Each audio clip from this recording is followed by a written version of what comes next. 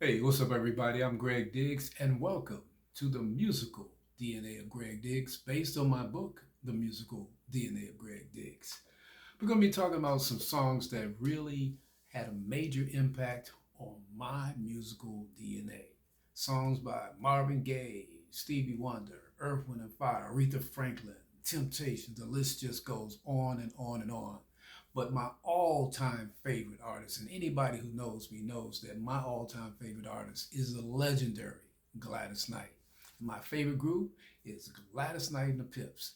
And today we're going to be spotlighting this album right here, Gladys Knight and the Pips, If I Were Your Woman. This is the very first album that I ever bought with my own money. I went to King Record Shop and I used my allowance money to buy this album right here, Gladys Knight and the Pips, If I Were Your Woman. And this is the actual album that I bought when I was a teenager. And I always loved this soul label. I knew that this was a Gladys Knight and the Pips album whenever I saw that soul label. I love the back. I love the front. I loved everything about this album. Not only did I buy the album, but I bought the cassette. I bought the 8-track. I bought the CD. I downloaded it on my iPod. I'm also listening to it now on Spotify.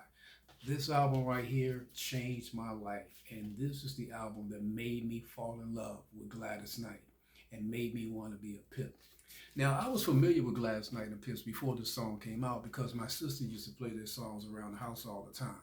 She used to play all the Motown songs by Smokey Robinson, the Miracles, the Temptations, the Supremes, all of them.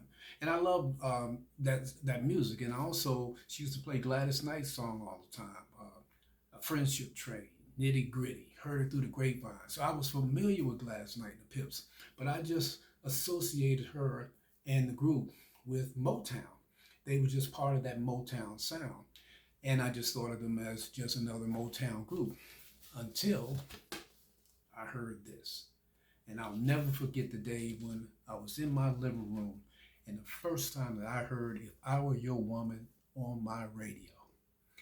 When that music came on and that orchestration came out of my speakers and I heard that voice, that soulful, sultry, sexy, just fantastic, powerful voice of Gladys Knight, it just literally blew my mind. And it just pierced my spirit. And there's something about Gladys's voice. I just can't put I just can't figure out exactly what it is, but it's just something about her voice that just touches me. And she occupies this musical real estate in my heart that no other artist can even come close to touching. So we're going to be talking about this album today and this song, If I Were Your Woman. But before I do that, I want to also just extend my congratulations to Gladys because she has been inducted into the 2022 Kennedy Center Honors. And she is now a Kennedy Center honoree. So congratulations, Gladys. That is definitely long overdue and well deserved. So now we're going to get into this album. And one of the things I noticed about this album, and this is something Motown did a lot, they always did a lot of remakes. As a matter of fact, Marvin Gaye did a remake of Gladys Knight and the Pips. I heard it through the grapevine. So there are quite a few remakes on this album. They do a remake of Joe Crocker's Feeling All Right, One Less Bell to Answer by the Fifth Dimension. They also do a remake of the Beatles' Let It Be and Sly and the Family Stone's Everybody is a Star. And there also are two more original songs, One Step Away and How Can You Say That Ain't Love. But I'm not playing those two songs. I'm just playing the songs that I really, really like off of this album. Starting off with the title track, the first single from the album, If I Were Your Woman. It was written by Clay McMurray, Gloria Jones, and Pam Sawyer. Now, Gloria Jones also she did the demo for this song, and she did a great job on the demo. That's available. You can check that out on YouTube sometimes. But right now, we're going to get into Gladys Knight and the Pips version of If I Were Your Woman. This is the song that made me fall in love with Gladys Knight and made me want to be a Pip.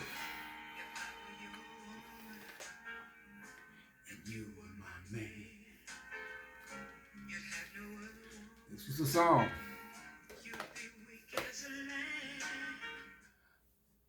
This song right here, I mean, I just can't even have enough adjectives to describe how much this song means to me. And when she says, "You're like a diamond, but she treats you like glass, yet you beg her to love you, but me you don't ask." I mean, that just, even as a young kid, I understood what Gladys was talking about. I felt it right in here. I felt you, Gladys. I felt every bit of what you were saying. And at that young age, I understood what you were saying. If I were your woman.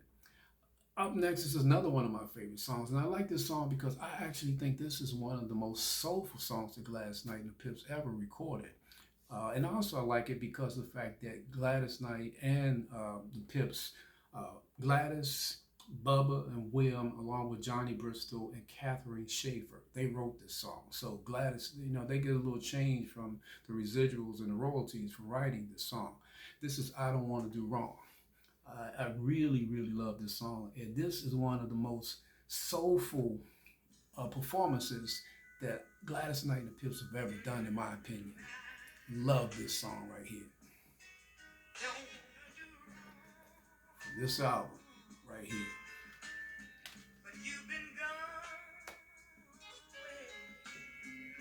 So long. Like I said, I only can play little snippets of this because I don't want to infringe on the copyright issues. But everybody knows this song right here is just pure, unadulterated soul. And like I said, one of the greatest soulful recordings ever on wax, in my personal opinion. We're gonna move on to and just everything about this song just gives to me. But anyway, we're going to move on to another song that most people might not be familiar with. But if anybody asks me what's my top 5 Gladys Knight and the Pips song, this song would always be in the top for me. And it's one of their songs that's not really that popular. A lot of people may not even know who it is, what it is. It's called "Here I Am Again," and it's on this album. But it's not a very, very popular song, but this is one of Gladys's most powerful performances ever, especially toward the end of the song. She really, really throws down at the end. She just puts her all into this song.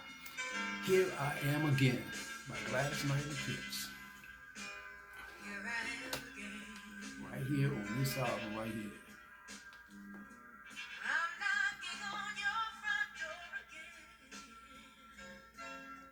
And that song also is on Gladys Knight and the Pips album, "All I Need Is Time." It's a different version. They add a little orchestration and strings and horns. But I like this particular version because it's stripped down, just the rhythm section and the bass and Gladys and the Pips, and it's just more raw and funky and soulful.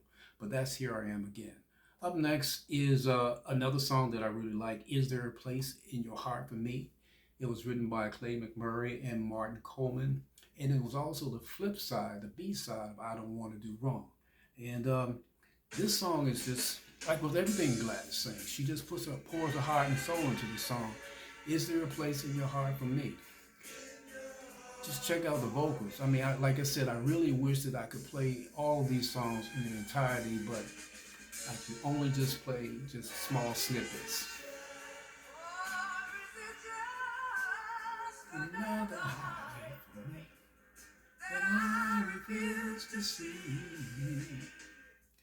There's a line in this song where she says, "Promises at night are so easily made, but they can disappear at the light of day. So I ask you over and over, is there a place in your heart for me?"